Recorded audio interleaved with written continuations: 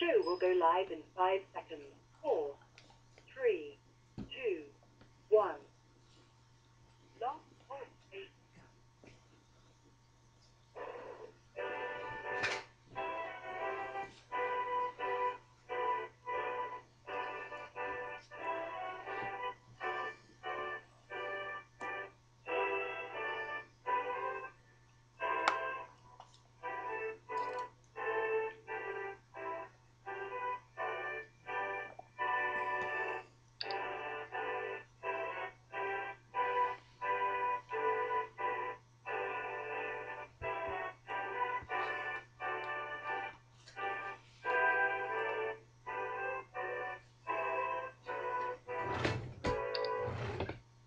Boa noite, meus amigos. Estamos aqui de volta.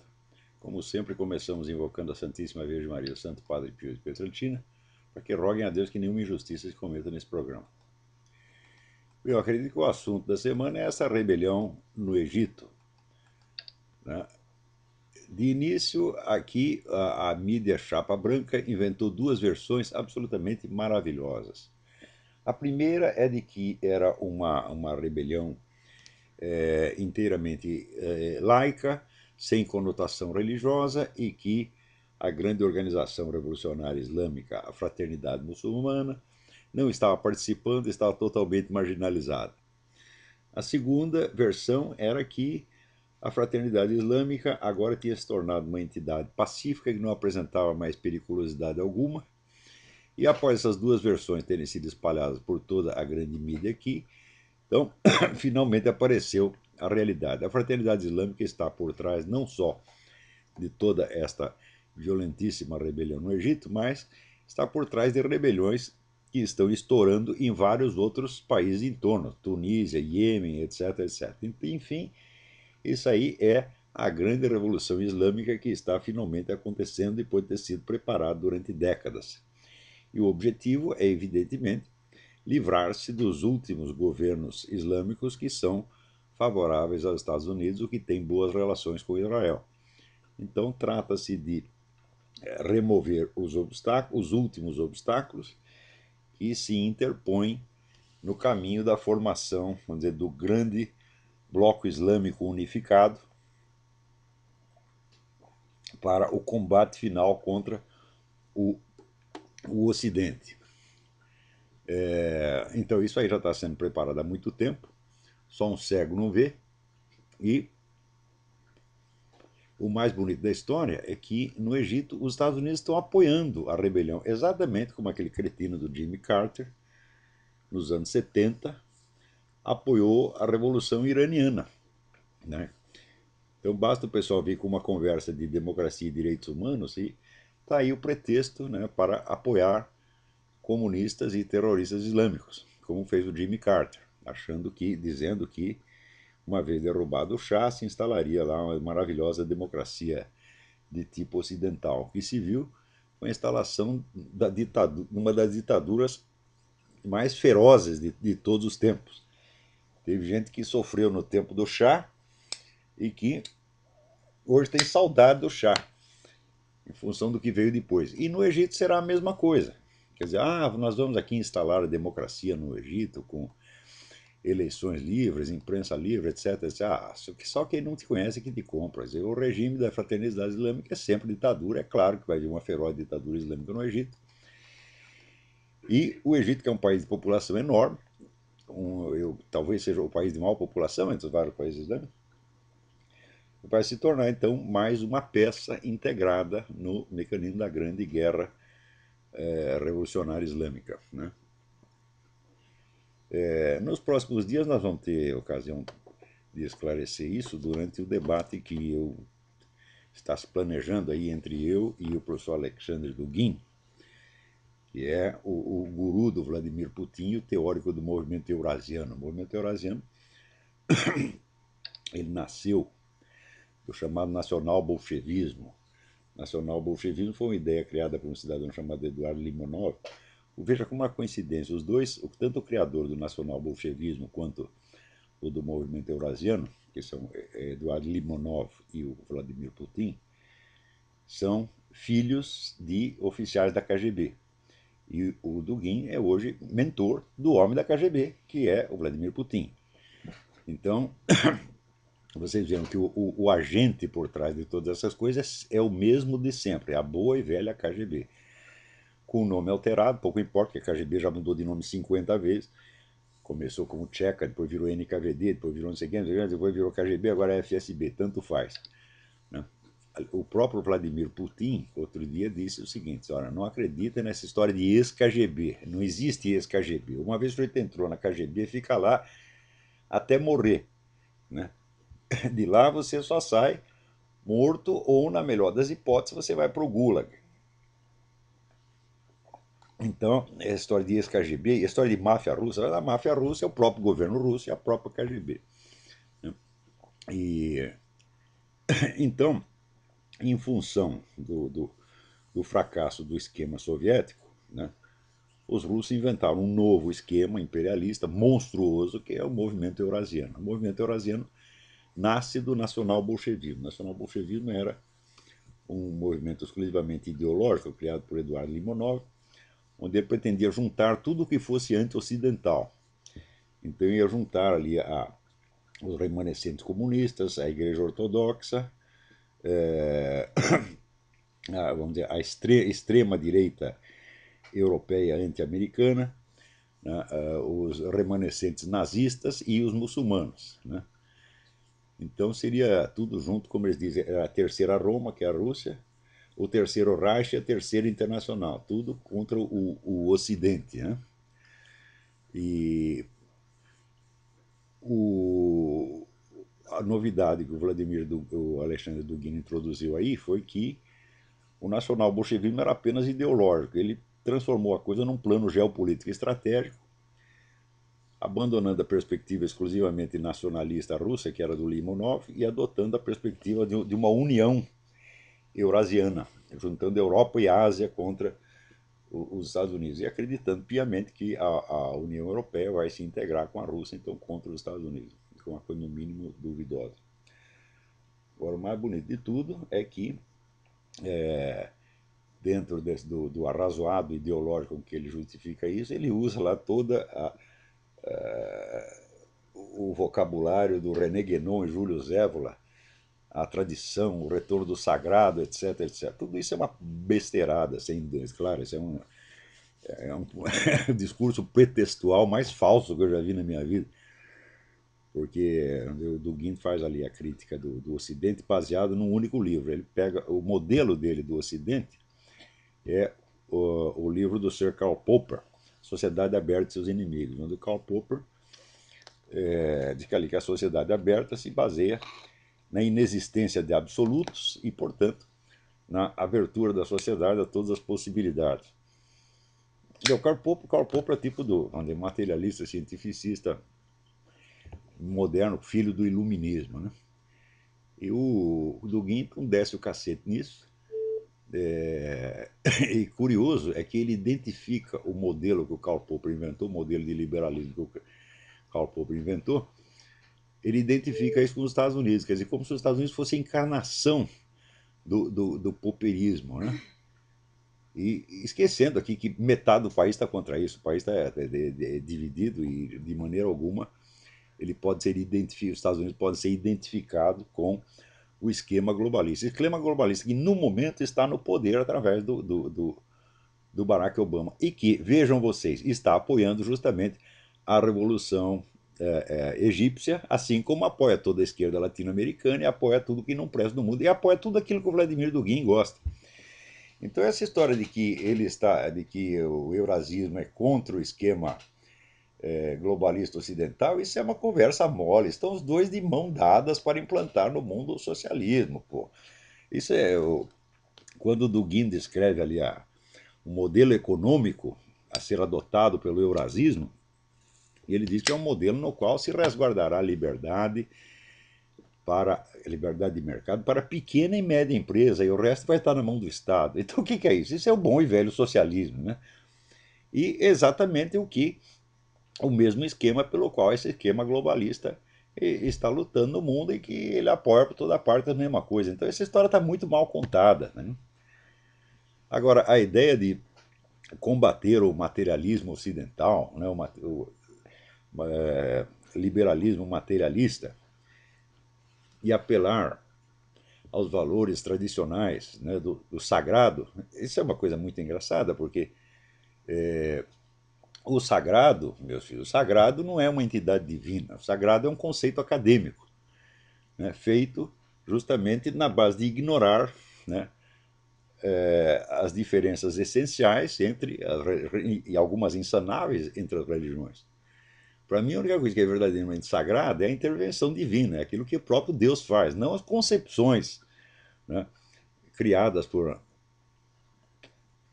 teólogos ou místicos ou esotéricos daqui e dali. Né? Na verdade, se vocês quiserem saber o que é realmente sagrado, vocês têm que olhar para as intervenções divinas do mundo, como, por exemplo, o milagre de Fátima, ou os milagres do Padre Pio do Pietrelcino. O resto é conversa mole, o resto é apenas o conceito do sagrado. Né? Pode ser intelectualmente muito bonito, mas é uma coisa vazia no fim das contas. Né? Quer dizer, como é que você pode fazer uma sociedade baseada não, vamos dizer, em tradições divinas mesmo, mas num conceito como esse de o sagrado? É um conceito meramente acadêmico, vazio. E no fim das contas, vocês não podem esquecer que entre Alexandre Dugin e Vladimir Putin não há diferença alguma. Eles se amam, se adoram e um segue o outro exatamente. Então é a política do Vladimir Putin. Agora no Brasil tem um monte de idiotas, tá certo? Que se encantaram aí com o negócio do eurasismo, do Alexandre Dugin. Falaram, mas quanta baixeza, mas a miséria mental brasileira não tem limite. É o seguinte, o sujeito começa a estudar esse negócio de René Guénon e Júlio Zévora, então ele sente assim, não, as tradições espirituais morreram, o Ocidente abandonou tudo, nós estamos, né, tudo acabou, né, o materialismo tomou conta do mundo.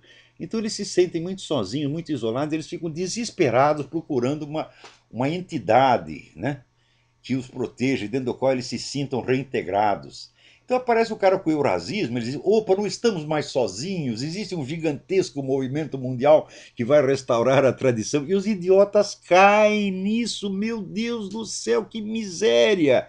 Pior que às vezes tem no meio alguns alunos meus me matam de vergonha. Mas como vocês são burros, minha gente, mas é burrice demais, demais, demais. Que coisa! Quem é que não está vendo que esse negócio de eurasismo é um esquema da KGB inventado, inclusive pelo seguinte, a Rússia está numa situação miserável, né? E o Dugin confessa, a Rússia não conseguirá se levantar por si mesma. Então o que ela faz? Ela inventa um gigantesco esquema internacional para usar os outros como muleta. E, no fim, tudo isso aí é o quê? Para levantar a economia da Rússia, meu Deus do céu. É.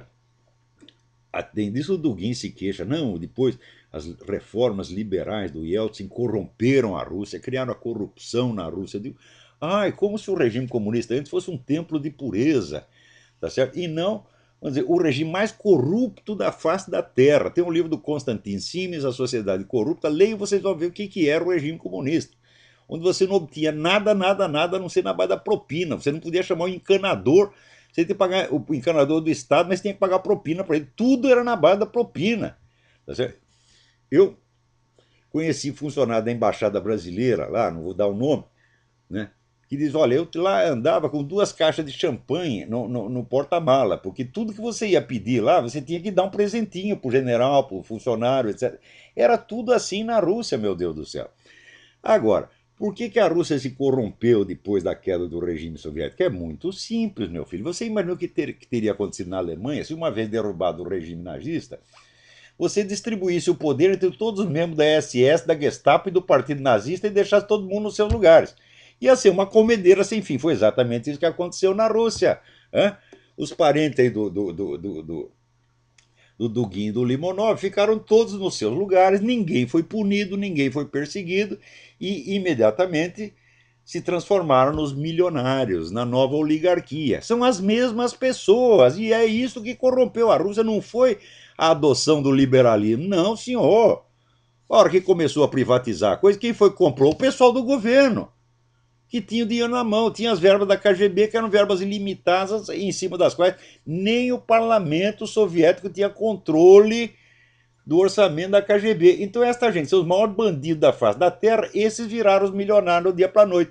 E agora fica lá o Dugin se queixando de que o liberalismo ocidental corrompeu a Rússia. Ora, mas meu Deus do céu, precisa ser muito burro para cair numa conversa dessa.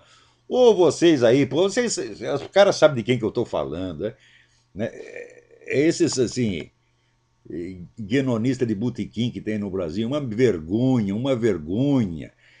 Quer dizer, se você não é capaz, meu filho, de aguentar a solidão de você ver as tradições espirituais sendo todas destruídas e tudo sendo destruído por um materialismo grosso, se você não é capaz de aguentar a solidão, você não é de nada, você é um fracote, você está entendendo? Você é um bosta. Tá certo? Porque um homem espiritual de verdade, meu filho, ele não conta com as forças deste mundo, ele não precisa de ter um movimento eurasiano pelas costas, ele conta apenas com Deus, e sabe que mesmo que esteja sozinho, ele vai vencer a parada, meu filho. Nós não precisamos de nenhum apoio institucional, não. É? Então, vocês que estão aí atrás do movimento eurasiano, vocês são uma vergonha, gente, uma vergonha, meu Deus do céu. Quer dizer, vocês vão ser usados pela KGB, só porque a KGB está citando René Guénon e Júlio Zévola, mas como são burro, puta. Eu ainda tem uma senhora aqui que pede para eu parar de falar palavrão. Como é que eu posso parar de falar palavrão dentro de coisa desse tipo, minha senhora? O meu saco é limitado, você tem apenas um saco humano como qualquer outro, porra. Agora, a burrice brasileira, meu Deus, é uma coisa que ela ainda consegue me chocar, porque a cada semana ela ultrapassa, vai além de toda a imaginação humana, você está entendendo? Era só o que faltava esses guionistas brasileiros agora trabalhar para a KGB sem nem saber para quem trabalhando. Vão a merda, tá entendendo? Ora, porra. Agora, aqui, um outro me manda uma matéria que saiu no Jornal do Comércio dando conta de que os intelectuais brasileiros, né, estão todos apoiando aí o Batiste, o cara terrorista assassino que é amiguinho aí do governo federal e que ganhou aí asilo político no Brasil, né? Ora, que coisa. Tudo que não presta. O sujeito matou um bocado de gente, todo mundo fica enternecido com ele. Né? No Brasil é assim, você tem dó do assassino, nunca da vítima. Né? O sujeito matou, estuprou, coitadinho, que nem o Champinha, né? Agora o país inteiro para socorrer o Champinha. Vocês não percebem que isso aí é uma sensibilidade moral invertida, doente, absolutamente psicótica. Você não percebe que qualquer pessoa que reage assim não é digna de conviver com pessoas normais e decentes. Vocês ainda não entenderam isso, meu Deus do céu. Mas aqui também tem gente assim, Barack Obama e Jimmy Carter são dois. Tudo que não presta no mundo, sobretudo tudo aquilo que é feito para destruir o país deles, eles amam. Né? Como é que pode agora o homem estar apoiando a Revolução Egípcia?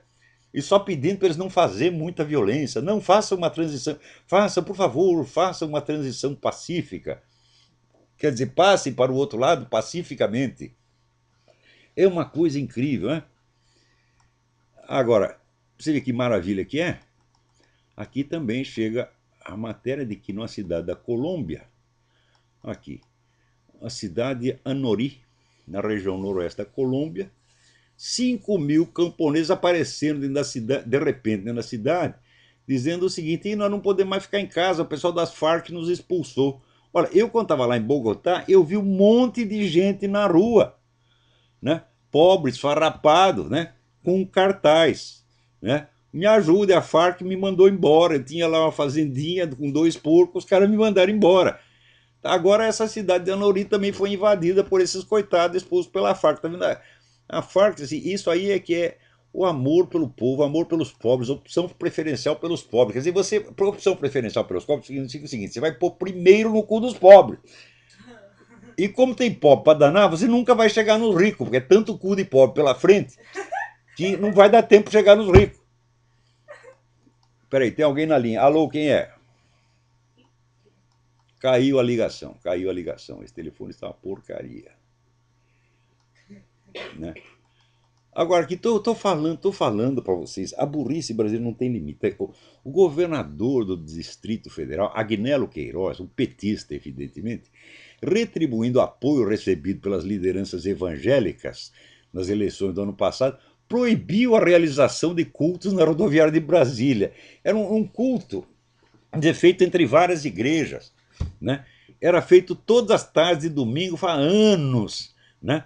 Agora, ele, para agradecer com o apoio evangélico, proibiu o culto. Tá vendo? Oh, pô, mas vocês da igreja evangélica, vocês têm na cabeça, eu sei o que vocês têm na cabeça, é merda, é evidente que é merda, né? Apoia esses caras, para quê? Para depois ele ferrar com você, né? Mas é sempre assim, pô. Agora, uns desses líderes evangélicos fazem isso de burro, outros fazem porque são traidores, né? Por falar em traidor, olha aqui. O, o cidadão Gustavo Rondina me escreve aqui dizendo o seguinte, que a comunidade Olavo de Carvalho, no Orkut, foi invadida por um bando de nazistas, antissemitas, pessoas defendendo a eliminação de outras. Do que é isto, porra? Hã? Pregando assassinato, vai pregar na sua comunidade, vai pregar assassinato na puta que eu pariu. Não na minha comunidade, porra. Agora eu não posso ficar policiando um por um que entra lá. O que é isto, porra? Então, abra a sua própria. Você quer falar besteira? Vai falar na sua própria comunidade. Abra a sua. Agora é o seguinte: você não faz isso por quê? Se abrir a sua comunidade, não vai ter 2 visitantes. 2. Então o que você faz? Vem parasitar a minha. Que nem aquele porra do Rodrigo Constantino, que pelo menos não pregava assassinato de ninguém, né? Vinha parasitar, entrava lá na minha, ficava postando mensagem lá na minha para os outros ler, porque na dele ninguém lia. Então esses filhos das putas, nazista, antissemita, comunista, anarquista, filha da putista, tá todo mundo lá invadindo a minha comunidade para parasitar. Mas que filha da puta, meu Deus do céu. Olha, minha senhora, como é que eu posso parar de falar palavrão? O que a senhora quer que eu fale com eles? Quer dizer, meu filho, por favor, saia daí. Hã? Que você quer? Em vez de mandar o cara tomando cu, eu digo, não, né? Vá fornecer o orifício anal, meu filho. Você quer que eu fale educadamente? Pô, o que é isto? Olha aqui, agora outra coisa. Veja aqui. O nosso já velho conhecido Luiz Eduardo Soares anda espalhando por aí que a alta taxa de homicídios no Brasil é devido à falta de controle da venda de armas. Então ele diz o seguinte, né? No Brasil, ele diz, as armas de fogo, o Brasil tem 16 milhões de armas de fogo, 80% nas mãos de civis, né? E ocupa o primeiro lugar no ranking de crimes por armas de fogo no mundo. Diz ele, vem ele de novo aquela conversa incrível, diz, olha, ele diz 80% dos crimes são cometidos por pessoas que não são bandidas, são pessoas que pegaram a mulher na cama com o vizinho, o outro que não conseguiu receber uma dívida, briguinha, 80% são por causa de briguinha. Meu Deus do céu, mas se esse pessoal está tão armado assim, né, e mata por qualquer coisa, por que não é grande o número de assaltantes assassinados por suas vítimas?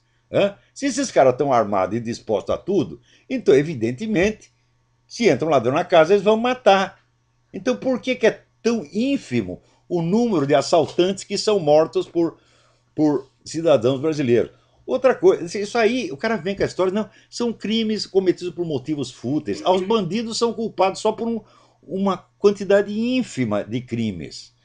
Mas que coisa! E tem gente que leva a sério. Isso é pessoal da Viva Rio. Viva Rio não, chama-se Viva Rindo, porque os caras vão lá em Brasília, pegam quanto dinheiro querem, tá certo? Ainda recebe dinheiro da Fundação Ford, Fundação Rockefeller. Eles vivem rindo, meu Deus do céu, rindo da sua cara, o cidadão brasileiro. Pô, mas o que é isto? Né? Então, ele diz que o problema é a legislação. Como a legislação? A legislação no Brasil praticamente impede que o cidadão compre uma arma legalmente. É quase impossível. Leva 6 meses a 1 ano para você obter a licença de arma, tem que fazer exame disso, exame daquilo. Então, veja, no ano de 2008, no Rio de Janeiro, sabe quantas licenças de porte de arma foram dadas? 2 licenças. 2.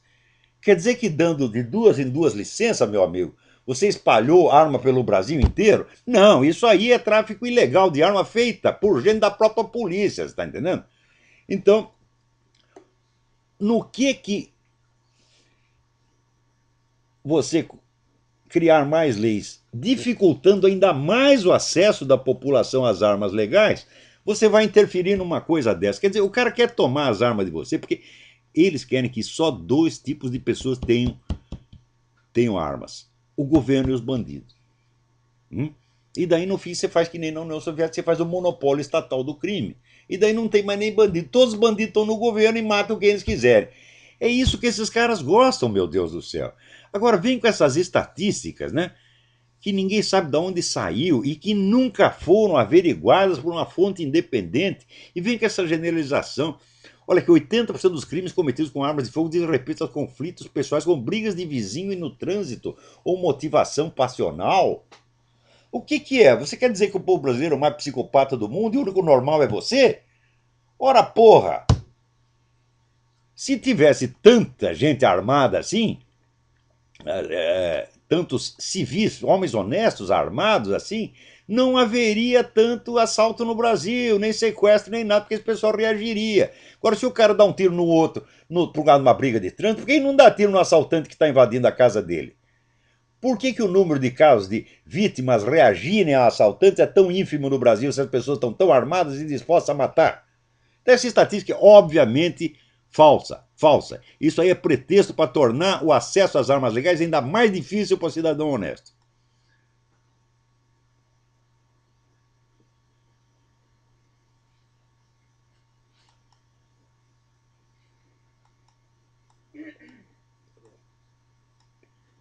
Ora, isso aí já teve um plebiscito no Brasil, mas eles vão fazer que nem fazem na Europa.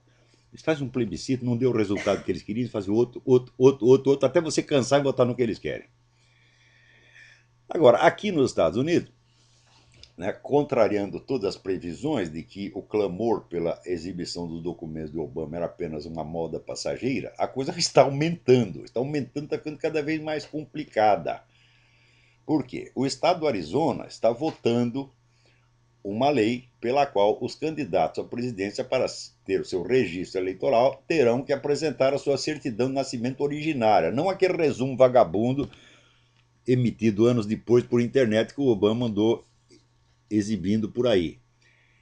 Se acontecer isso, bom, então significa o seguinte, que o Obama não pode ser candidato à reeleição. E ele não podendo ser candidato à reeleição, ele ou desistindo da reeleição ou tendo seu registro recusado no Arizona, vai surgir de novo a história. Você não quer se candidatar agora, por quê? Porque você não tem certidão de nascimento originária.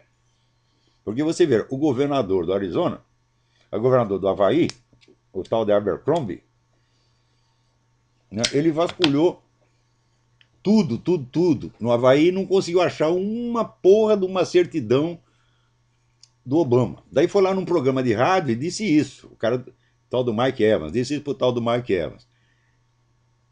3 dias depois, o Mike Evans falou: não, eu me enganei, não foi isso. Como é possível o senhor se enganar numa coisa dessa? Quer dizer, o governador vai lá para ele e diz o seguinte: olha, não achei a certidão de nascimento. E daí o Mike Evans diz: não, eu ouvi mal, entendi mal. Como é possível entender mal uma coisa dessa? É claro que, né, o governador telefonou para o Mike Evans e disse: porra, você deu bandeira de que eu não encontrei a certidão, agora volta atrás, pelo amor de Deus, limpa a barra do Obama. Aconteceu também que aqui no Colorado tinha lá uma proposta de que o sujeito, para adquirir o seu título de eleitor, precisaria mostrar a certidão de nascimento. O pessoal do Partido Democrata, né, rejeitou essa lei. Eles não querem que ninguém mostre certidão de nascimento. Ao mesmo tempo, você veja, o governo do Havaí lançou a campanha seguinte: não, você compre uma certidão de nascimento do Obama. Vocês querem ver a certidão de nascimento? Está aqui. E eles oferecem o quê? O mesmo certificado, o mesmo atestado posterior resumido, que não tem informações essenciais, não tem o nome do hospital, não tem o nome do médico, não tem coisa nenhuma. Que é um negócio emitido 20 anos depois e que qualquer pessoa no Havaí, cidadão ou não, pode ter uma daquela. Né? Então, assim, para tapar a boca das pessoas, pela milésima vez, fala: cadê a certidão de nascimento? Eles mostram a mesmo atestado posterior, de novo. Peraí, tem alguém na linha. Caiu a ligação. Então agora lançaram essa campanha e estão cobrando $100 por uma cópia daquela porcaria de atestado, de novo.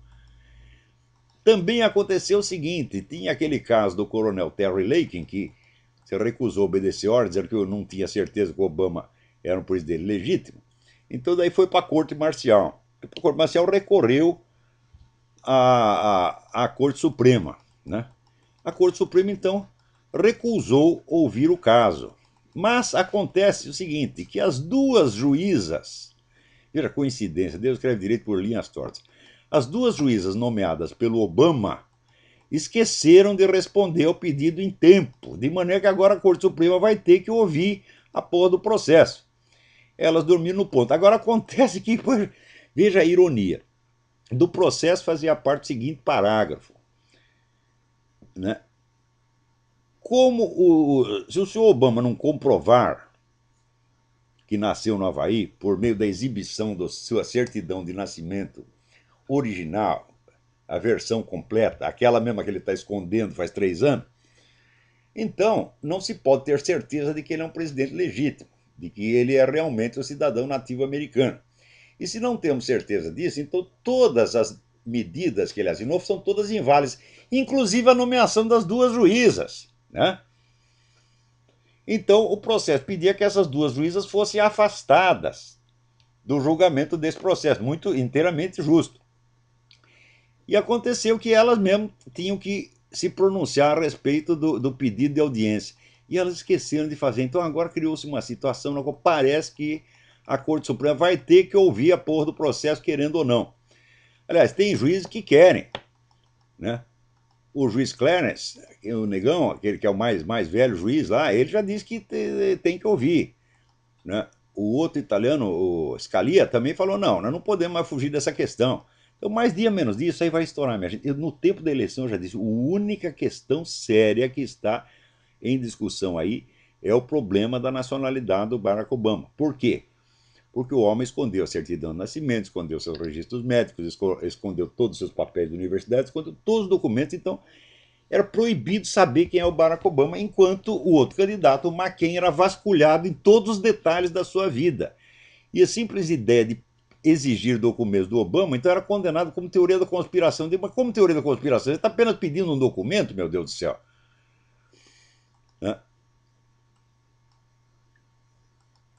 Então, você vê que esta questão, em vez de ela ser abafada, ela está se tornando cada vez mais explosiva e o Barack Obama não chegará ao fim do seu mandato sem ter que prestar satisfação disso aí. Agora, outra coisa, quando veio aquela lei, né, que eliminou a política do não perguntar no exército, né, quer dizer, se o sujeito é homossexual não se pergunta nada, então essa era a política, não se pode perguntar e não pode responder. Ou seja, não se pode saber se o cara é homossexual. Oficialmente ninguém é homossexual. Por mais que você seja, por mais que todo mundo saiba. Essa era a política, né? Então eles disseram, não, agora nós queremos que o homossexual seja aceito no exército, não apenas como um cidadão, mas seja aceito como homossexual, quer dizer, ele tem um estatuto privilegiado, né? Porque se o sujeito for, por exemplo, vamos supor, o sujeito é um masturbador compulsivo, punheteiro incurável, né? Ele vai se registrar no exército, vai, quero entrar para o exército. Qual é a sua orientação sexual? Punheteiro, ele não tem que declarar, evidentemente, né? Ele não vai entrar no estatuto especial de punheteiro, mas o pessoal gay quer, tem que constar ali, eu entro aqui como gay, né? Então sou oficial general gay, né? Bom, depois que fizeram isso, aconteceram duas coisas. Primeiro, apareceu já um vasto plano de doutrinação gay para todo o exército. É evidente, né? Se mudou a orientação, então agora vão ter que ser todos doutrinados, que é proibido falar mal do homossexualismo, você não pode dizer que é pecado, etc, etc, senão você vai para a corte marcial e assim por diante. E também os travecos agora também exigem entrar no exército na sua condição sexual adotada e não natural, né? Então o sujeito nasceu lá, como é seu nome? William McDougall, mas agora eu sou o Jacqueline, né? Então tem que entrar, agora eu sou a tenenta Jacqueline. Eles estão exigindo isso e qual é o argumento que você vai usar contra eles? Então você vai dizer, na parte das oficiais mulheres do exército, tem lá umas partes que são mulheres por natureza e outras que são mulheres por opção, né? Opção, né? É uma coisa horrorosa, né? Então é claro que isso aí vai transformar tudo numa palhaçada, né? E já tem gente saindo das Forças Armadas por causa disso. O senhor não quer lá, né? Não posso receber ordem de uma tenente Jaqueline, né? Que eu sei que ela está lá por opção. Meu Deus do céu. Né? Agora, olha aqui, o que esse pessoal do Obama está fazendo no governo é uma coisa assim, inacreditável, inacreditável. O Harry Reid, que é o líder do Senado, ele aqui já mudou as regras do Senado contra a lei. Eliminou o tal do filibuster. Filibuster é um dos recursos mais fundamentais da democracia americana, que é o seguinte: vocês estão votando uma proposta e você está na minoria, você não tem nada, você não sabe que você está derrotado. Então o que você faz? Você inscreve todos os seus oradores para falar um atrás do outro e eles vão discursando 24 horas por dia até acabar o prazo.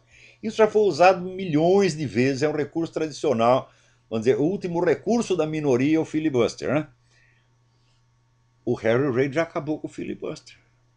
E assim por diante. Quer dizer, os caras estão lá mudando. Eles fazem que nem o PT no Brasil, eles vão lá, mudam toda a regra do jogo. Sem, e não é por votação, não, a decisão administrativa. Já disse para vocês, a nova modalidade de dar golpe de Estado é o golpe administrativo. Não passa pelas Forças Armadas, não passa pelo parlamento, ninguém fica nem sabendo. Né? Agora, saiu aqui uma entrevista na Zero Hora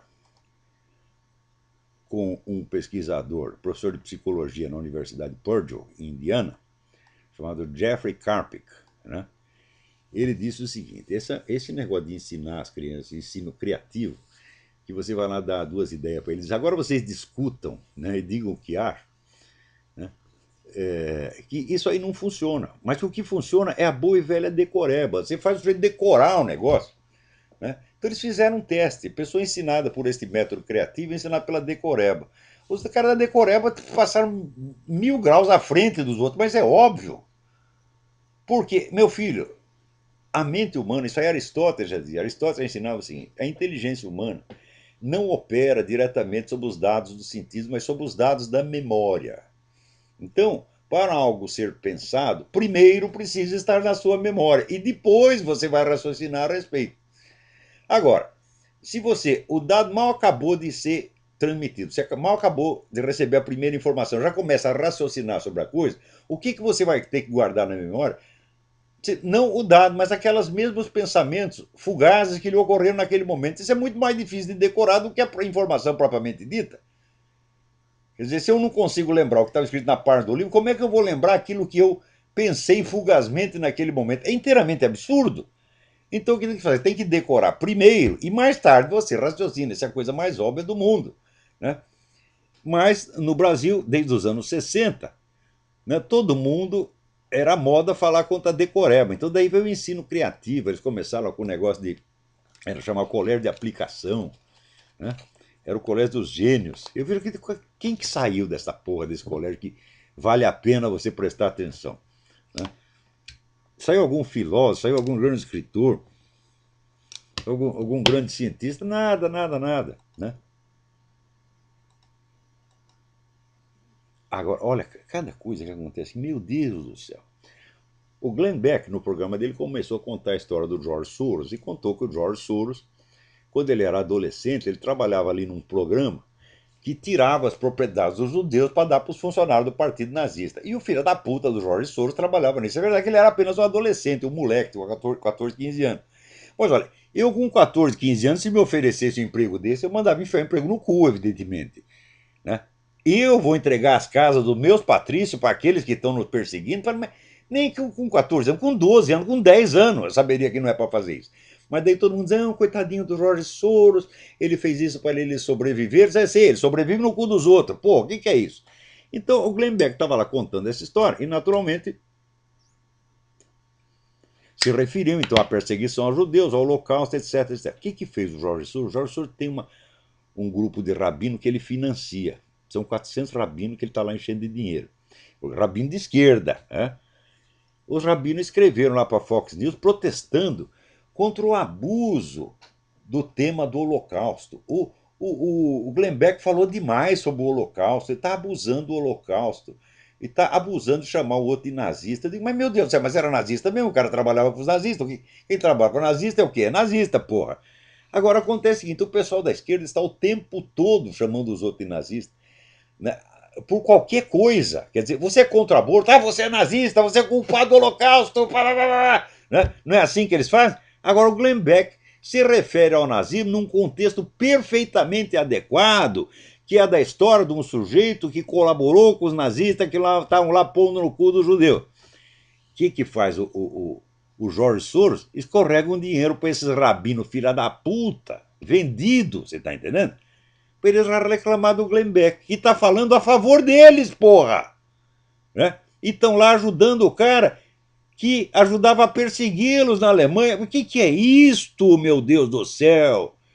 Olha, esses brasileiros que estão aí colaborando com a KGB sem saber, né, são o mesmo tipo desse rabino, meu Deus do céu. O que há, meu Deus do céu? Olha aqui, agora alguém aqui me pergunta, Bruno Braga pergunta, né? Gostaria de saber se vocês pensam que há hoje uma articulação profunda entre a esquerda e as Forças Armadas no Brasil. Olha, eu acho que há, sim. Eu acho que há, porque você vê a subserviência das Forças Armadas a tudo que está sendo feito no Brasil, desde há 8 anos. Né? Veja, um tempo atrás eu li até mencionei no programa passado, um simpósio que houve na China sobre estratégia comunista. Quer dizer, olha, o negócio agora é a gente chegar ao poder pela eleição, mas uma vez que você foi eleito, você não sai mais de lá. Você boicota as possibilidades do adversário e você não sai mais de lá. Quer dizer, você chega lá legalmente, você faz como Hitler. Chega lá e vence a eleição e fica, não sai nunca mais. Exatamente o que o PT está fazendo no Brasil. Eu disse que ia fazer. Na primeira eleição de 2002, eu disse o PT nunca mais vai sair. Eu falei, assunto encerrado, a democracia no Brasil acabou, agora o sistema foi substituído pelo sistema petista. O PT engoliu o sistema. Ele é um partido que comeu o Estado. Né? Então, leiam até, tem esse estudo do professor José Justo de Tavares, confirmando o que eu estava dizendo desde 2002, está lá no Mídia Sem Máscara, sobre o que é um partido constitucional, um partido não constitucional. O PT não é um partido constitucional. O partido constitucional é aquele que opera dentro da Constituição, dentro do sistema, portanto, dentro do sistema de rodízio de poder. Governa um pouco, depois vem o outro partido, depois vem o outro. Nada, o PT foi lá para ficar e engolir o Estado, e está fazendo isso. E esse pessoal das Forças Armadas está fazendo de conta que não veio, está colaborando, está lá batendo continência para esses filhos das putas. Então, olha, sinceramente, eu acho que tirando meia dúzia de oficiais da reserva, que eu conheço, são meus amigos, são pessoas que eu respeito, e mais 2 ou 3 estão lá dentro, olha, eu acho que esse pessoal está tudo vendido mesmo, tá entendendo? E vendido de graça. Peraí, tem alguém na linha. Alô, quem é? Olá, boa noite, André aqui de Salvador, tudo bem? Tudo bem, André? Olá, eu vou dar duas informações a respeito do livro, fazer uma pergunta e depois eu vou te ligar. É só para informação aí do pessoal, aquele livro do Ivo Patar, o chefe, Sim. ele tem agora uma edição, né? Eu comprei até ontem, na livraria Cultura, a editora é a editora do autor, parece que ele editou por conta própria.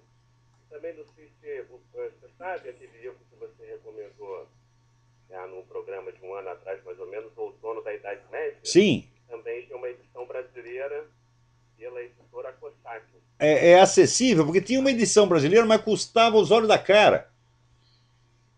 Então essa é uma edição bonita, capa dura e tal. E o chefe é uma edição mais simples, mas está à venda na Livraria Cultura. E agora a pergunta, Olavo, depois eu vou te explicar, é sobre educação de jovens e adolescentes, né, que você se empenha muito na educação, me parece mais de nós adultos. Então, o que você recomendaria, assim, de forma geral, um pouco mais abrangente, para começar, se é que a idade é correta, começar com criança ou adolescente, quando deve começar, alguma coisa assim, uma linha geral. Tá? Eu vou te ligar, um grande abraço, tudo de bom. Obrigado. Tudo de bom para você. Bom, então, em primeiro lugar, esse livro do Ivo Patar, esse aí tem que ler, porque aquela história de que o Lula não sabia nada do mensalão é mentira, mentira. Né? Tá tudo lá. Lê o livro do Ivo Patar, você vai ver. O homem era realmente. O livro chama-se O Chefe, e o Lula era o chefe do mensalão. Esse homem tinha que estar na cadeia. Né? Quanto ao livro Outono da Idade Média, é um clássico da historiografia, mas parece que a edição está meio cara. Né? Agora, veja você. Aqui, eu estou falando do negócio do Glenn Beck. Né? Peraí, deixa eu responder a pergunta do André primeiro. Eu acho, primeira coisa, não sou eu a pessoa a quem você tem que perguntar isso aí. Quem tem que perguntar é o professor Luiz Carlos Faria da Silva, que esta semana publicou, de parceria com meu amigo Miguel Najib, né, um artigo dizendo que, por convenção internacional assinada pelo Brasil, quem é aos pais que incumbe a educação moral das crianças, aos pais e não ao Estado. Quer dizer, o pai e a mãe têm o direito de educar a criança segundo o princípio moral que bem entendam, e o Estado não tem nada a ver com isto. Isso, note bem, convenções internacionais são obrigantes, o Brasil é obrigado a atender isso aí, e está violando isso aí uma letra do outro. Esse negócio de você ficar forçando educação homossexualista em cima de crianças cujos pais são contra isso aí viola convenções internacionais assinadas pelo Brasil. Não deixem de ler esse artigo que saiu na Folha de São Paulo esta semana. E daí, se querem orientação para a educação de crianças, falem com o professor Luiz Carlos Faria da Silva. Então, parabéns ao Luiz Carlos e ao Miguel Najib por esse artigo que já é extremamente útil e oportuno, né? Agora, vejam você, eu estou comentando aqui o negócio do Glenn Beck, dizendo que o pessoal da esquerda chama todo mundo de nazista torto e à direita, e os rabinos jamais reclamam, quer dizer, usa a acusação de nazismo até para rotular pessoal cristão ou judeu que é contra o aborto, porra. Se é contra o aborto, você é nazista. Mas o que é isso? Agora, o Glenn Beck não pode chamar de nazista um cara que foi colaborador do nazista. Que porra é essa? Agora, esta mesma semana, a dona Dilma Rousseff diz aí que o regime militar brasileiro foi igual ao nazismo. Ora, porra! O que é isso? E pior, ela diz o seguinte, ela diz que a ideia de assassinato em massa, repressão em massa, foi inventada pelo nazismo. Não, senhora! Eu sei que a senhora nunca leu um livro na sua porca vida, tá certo? Mas quando os nazistas começaram a perseguição, que foi por volta de 37, 38, fazia 20 anos que o assassinato em massa já estava institucionalizado na Rússia. Quando Hitler chegou ao poder, já haviam matado 10 milhões de pessoas na Rússia. Os seus amigos, esse que a senhora puxa sacos comunistas, tá certo? Agora, depois aparece o nazismo, então é fácil, o nazismo acabou. Então é fácil você açoitar cavalo morto. Toda hora aparece gente advertindo, olha aí o nazismo, cuidado. Outro dia apareceu um camarada aqui, até dizendo, olha, você vê como são as coisas, tem uma cidade nazista na Alemanha, porra. Os nazistas dominaram a cidade. Eles são donos de 7 das 10 casas que compõem a cidade. Olha que perigo! Hã? Então fica todo mundo alertando para o perigo nazista, enquanto o comunismo está tomando conta do mundo. E, embora os nazistas tenham sido punidos e justamente perseguidos, o pessoal comunista que fez muito mais do que eles, matou muito mais gente, tá tudo lá belo e folgado, nadando em dinheiro, porra. E fica aí a dona Dilma Rousseff. Ora, pô, dona Dilma Rousseff, se o regime brasileiro fosse igual ao nazismo, a senhora não estaria viva, só estaria morta. Certo? Teria sido morta e cremada no forno crematório, né? Quer dizer, veja, o regime brasileiro matou 300 pessoas enquanto essas pessoas matavam outras 200. Quer dizer, houve um conflito e alguém perdeu. Naturalmente, o lado perdedor matou menos gente. Isso é pela lógica das coisas, né? Quem mata menos gente perde. Então, isso foi tudo o que aconteceu. Naquela época, o povo brasileiro vivia em segurança, ninguém tinha medo de sair na rua. Agora você não pode mais sair na rua. Quer dizer, a situação era muito ruim, podemos dizer, para um grupo de, digamos, 10 mil pessoas. Só que fora a esquerda nacional, passava muito mal. Os outros todos passavam muito bem. Só que a senhora fazia parte dos 10 mil, estava lá assaltando banco, né? E agora não deixa mais a senhora assaltar banco. Aliás, a senhora agora não precisa, agora a senhora pode fazer o assalto por meios legais. Né? Aliás, voltando aqui ao assunto do Obama, essa semana um funcionário do Registro Civil, né, registrou em cartório uma declaração de que não existe nenhuma certidão de nascimento original do Obama no Registro Civil do Havaí. Ele diz que não apenas ele verificou isso, mas que os superiores dele declararam isso várias vezes para ele. O cara foi lá no cartório e registrou isso aqui. Olha, isso aí não é brincadeira, quer dizer, o cara está jogando com a própria vida nessa brincadeira, né? Nessa história. Vamos ver o que mais tem. É tanta notícia, que a gente fica até meio besta aqui.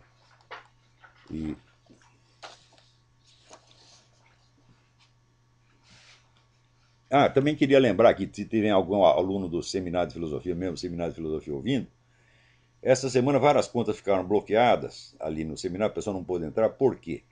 porque o nosso gerente, o Silvio Grimaldo, ele veio passar um tempo aqui em Washington e caiu uma nevasca em Washington, que a cidade ficou sem eletricidade, sem internet, sem coisa nenhuma por vários dias. Então ele não podia fazer absolutamente nada, né? Então agora ele veio aqui, pediu asilo político aqui em Richmond e está a salvo, ele vai regularizar isso aí, né?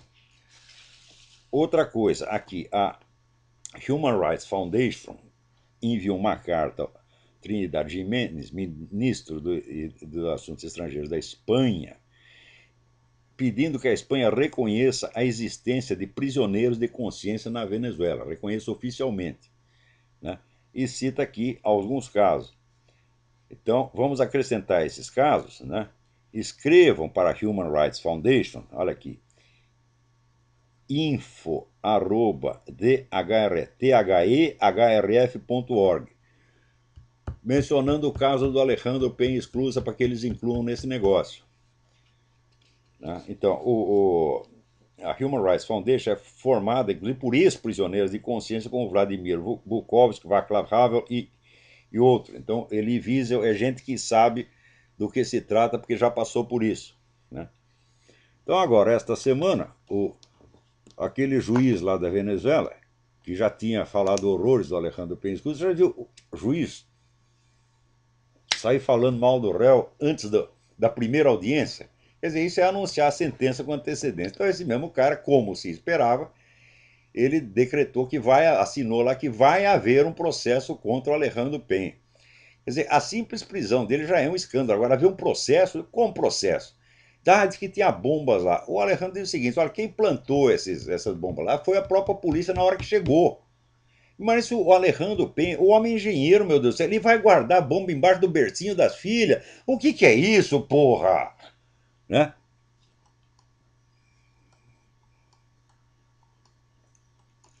Então o negócio aqui tá brabo, viu?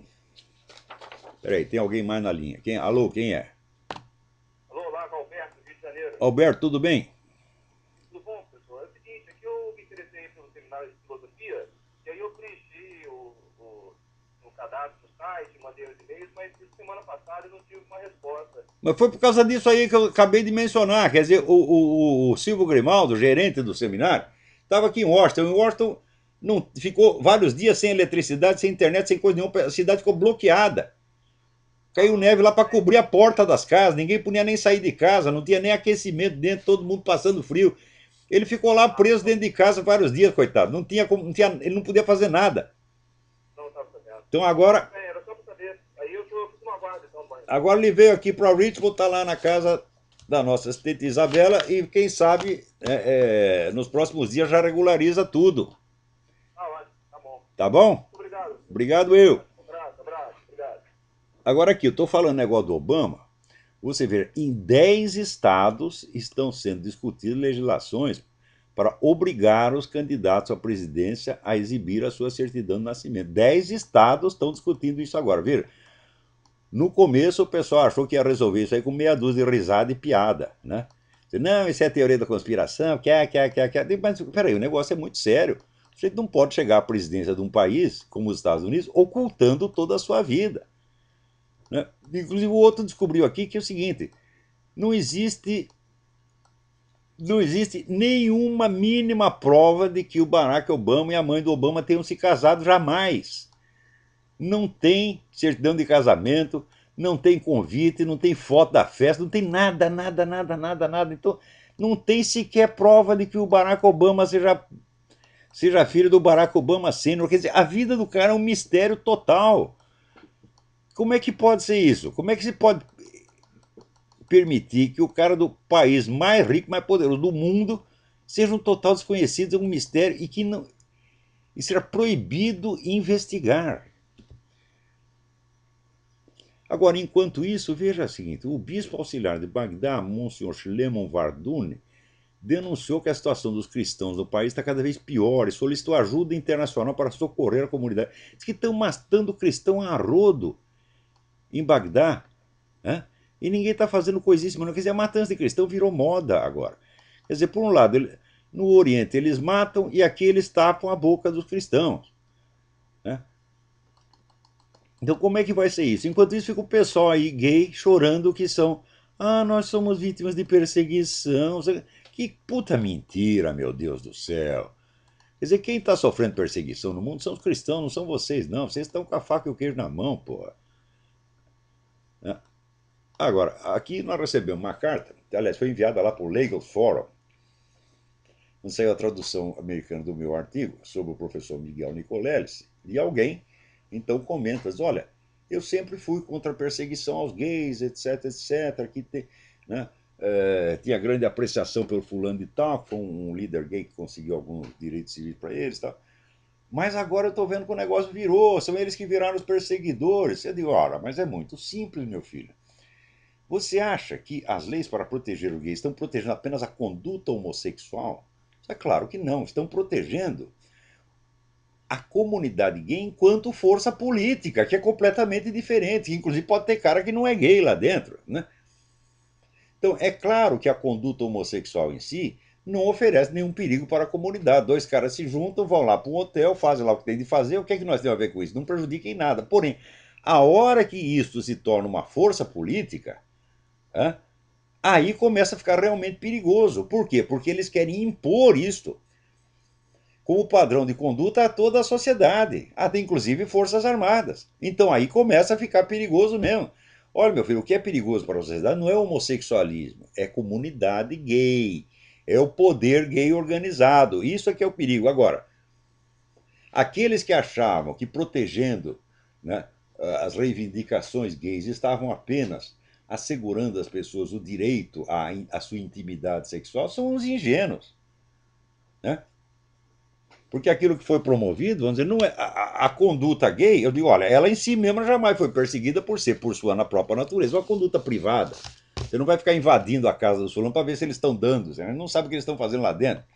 Então isso aí não precisa, jamais precisou de proteção, mas a hora que você começa, vamos dizer, a falar de casamento gay, de educação gay, etc., então você está mudando toda a sociedade, e essa mudança implica uma concentração de poder como nunca houve.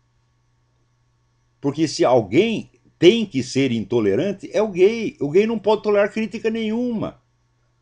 É? Ele acha que você falar homossexualismo é um pecado, ele acha que você já é um nazista que quer matá-lo. Agora, eles quando perseguem, como estão fazendo com Júlio Severo, que é uma coisa vergonhosa, um cara que teve que viver no exílio com mulher e 4 filhos, sem ter onde cair morto, e todo mundo lá falando, todos os valentões falando contra Júlio Severo, Luiz Carlos Azenha e outros, todos, né? É fácil você falar de um cara que está no exílio sem ter onde cair morto, é muito fácil, vocês são um bando de covardes, né? Então eu recebi essa carta e falei, olha meu filho, você se tocou muito tarde, porque agora esses caras já estão no poder, pô, e a perseguição contra quem quer que fale do homossexualismo não vai cessar, ela vai piorar, e logo, logo vai ser a mesma coisa contra quem falar da pedofilia, né? Que eles dizem que é a afeição intergeracional. Quer dizer, o nego vai lá, põe no cu do moleque e chama afeição intergeracional e diz pedofilia, termo pejorativo, né? O que é isto, minha gente? Bom, então é o seguinte, o nosso tempo aqui está acabando, né? O resto terá que ficar para a semana que vem. Avisa esse pessoal que está lá falando besteira na minha comunidade, Olavo de Carvalho no Orkut, vão falar besteira nas suas comunidades, se é que elas existem, tá bom? Então tá, até a semana que vem, muito obrigado.